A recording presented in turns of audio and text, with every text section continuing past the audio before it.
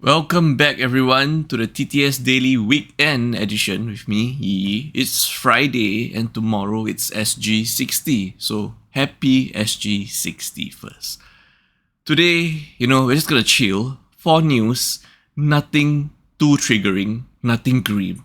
Just news that we've curated for you that we think maybe you wanna pay attention to, okay? First up, locally, another vape user, this time in a secondary school. Second, a girl that has a little sharp object in her ring in Japan, and she did something wild with it. The third, a thief in Thailand who can't seem to decide on his career route. And lastly, back to Singapore once again, where we have this girl, this 17-year-old girl that tried to simulate a GTA speed chase. This 17-year-old girl that tried to escape the authorities. Just bad stuff. Bad stuff. Alright, first up, in Singapore, not surprising, on July 31st, 2025, at Yuying Secondary School, a student suddenly exhibited aggressive behavior towards a staff member. Is it a dispute or something? But it's kind of weird that he was suddenly aggressive. Or is it a girl? I have no idea. Anyway, the police were called for assistance and the student was found in possession of a vaping device. Why am I not surprised now? The vapor seems to be very insistent on smoking it publicly already. They seem to be fond of doing it also in an enclosed area, like the bus, the train, your private hired vehicles. And now, it seems that they also like to do it in school. So, it's anybody's best guess why this student was suddenly exhibiting aggressive behavior towards a staff member. Could it be, no prize for guessing right, could it be K-Pots again? Anyway, the student was taken to the KK Women's and Children's Hospital by ambulance for observation at around 3:20 PM. Students currently reported to be well, with the school monitoring their well-being. HSA is still investigating the e-vaporizer related offense. Wow. That's it. Such a brief news with not much context that I can use. All I just want to know is, at this point now, most parents, most adults are very aware of the dangers of vaping and K-Pots, right? But it seems that the youth are not consuming the same news that we adults are. So it seems that they are really uninformed or misinformed. They don't seem to realize the danger as much as the adults do, because the youth seems to keep vaping in public, now in schools, some even in dance parties. So looks like we have to increase awareness, but now we need to take it down to the level of where they consume their media. We need to bring all this awareness news to the same level as the youth where they consume their media. So maybe how about a brain rot no vaping campaign? Let's call it Vaporulu no K-Pot. Wow. What is that? That is like a little sharp object hidden in a ring, concealed. I thought this kind of stuff only exists in like Assassin's Creed or Hitman 47, games, used for assassination. But look at this. A 35-year-old Chinese lady actually had this ring, okay? And this ring can flip out a little sharp teeth, like I can't even say it. It's like a little sharp teeth. Supposedly, she had it for self-defense, to protect herself from people who might do inappropriate touching. Instead, she used it on July 28, 2025 at Yokohama Station on the JR Tokaido Line platform on a 37-year-old female fellow passenger instead. Why?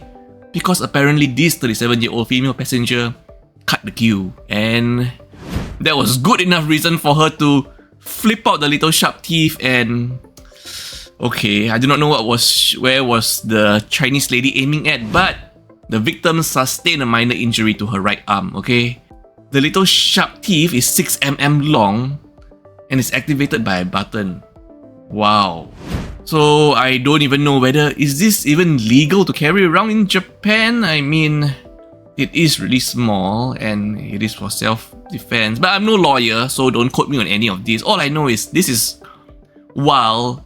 This is the stuff that you see in animes and in games, but 35-year-old Chinese woman just used it on a 37-year-old female passenger just because Someone cut her queue.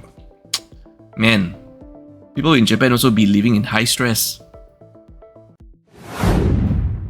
This man in Thailand tried to grab a necklace from an auntie, but he instantly failed and he instantly got into a Y gesture apologizing profusely to the auntie. Bro is not gonna go far in his career if he is not committed to the deed, isn't he? This happened on 2nd August 2025 around 4:44 PM, captured on CCTV footage. As you can see, the man, conveniently wearing a motorcycle helmet, covered up his face, tried to snatch from behind a necklace but failed, instantly failing and instantly going into this Y gesture and bowing. And the auntie was like initially retaliating, but he was like shocked, like, bro, you serious? You just gave up like that? And then things took for a turn where he did a career change from, should I say it was a robber or a thief? He turned into a person in need, and he asked, the auntie if, could you please help me? Could you please help me with anything, And he suddenly entered the shop that the auntie was in, and I presume this is her store that she's working at, and he was in such close proximity, and netizens are saying that the auntie was being generous because the auntie actually in the end gave him 100 baht. 100 baht is about 3 USD, I believe. But I believe this wasn't generosity on the auntie's part, but this was fear on the auntie's part, because he actually went in close to her asking for help, like right under her shop. It's like, bro was just trying to rob me 2 seconds ago and now bro is right here asking me for help. It's like, trust me, if you're in this situation, you would either run away or scream for help. If not, what are you gonna do? Are you gonna tackle down the would-be robber that was just trying to rob you 2 seconds ago? I think you just, give him a small token and please leave. So yeah, many people are actually urging her to report the incident to the police. I think you should too, because bro is still conflicted about his career path. So, I think he needs some help, some help from the friendly authorities. Why did this 17-year-old girl in Singapore breach her own home detention and was later found with a 22-year-old man? This is your last story of the day. Follow us for more. Alright, we're finally here. Now, a 17-year-old girl and a 22-year-old man were arrested after crashing a yellow car into an unmarked SPS Singapore Prison Service van near a multi-storey car park at Yishun Street 22 on July 31st, 2025 around 9:30 PM while attempting to flee from the authorities. Looks like instead of fleeing from the authorities, they were going direct to prison, Do not pass go, do not claim 200, go direct to jail. The irony of the vehicle they crashed was a van from Singapore Prison Service. Oh yeah, by the way, the driver, the 22-year-old man, also had no license. And this girl was actually originally under the community-based program CPB with home detention since June 6, 2025. After being admitted to the Drug Rehabilitation Center on October 16, 2024 for substance abuse. She was electronically tagged, required to observe curfew hours, be employed or studying, and regularly report for bodily fluid testing and counselling. However, since her home detention on June 6, 2025, everything was going well when suddenly on July 17, 2025, she decided, I'm gonna breach my curfew. Don't go home, don't report to SPS when recalled for investigations, leading to the cancellation of a CBP, community-based program. So looks like she might have been missing for a few days before she was finally spotted on July 31st. So SPS officers were already nearby, spotted a teen, and the teen and the man was trying to evade capture when the collision happened. And a witness claimed that he spotted plainclothes officers dragging the girl, who was handcuffed seemingly, but she was still trying to resist as, they were dragging her to the van. I mean, it's just, seriously, you're already arrested, most probably also handcuffed, and what were you thinking, miss? I mean, did you really think you could overpower the plainclothes officers? And what are you gonna do if, let's say, you really overpower them? Do you think you could, run away successfully? Do you think you can just run away on foot and nobody can find you?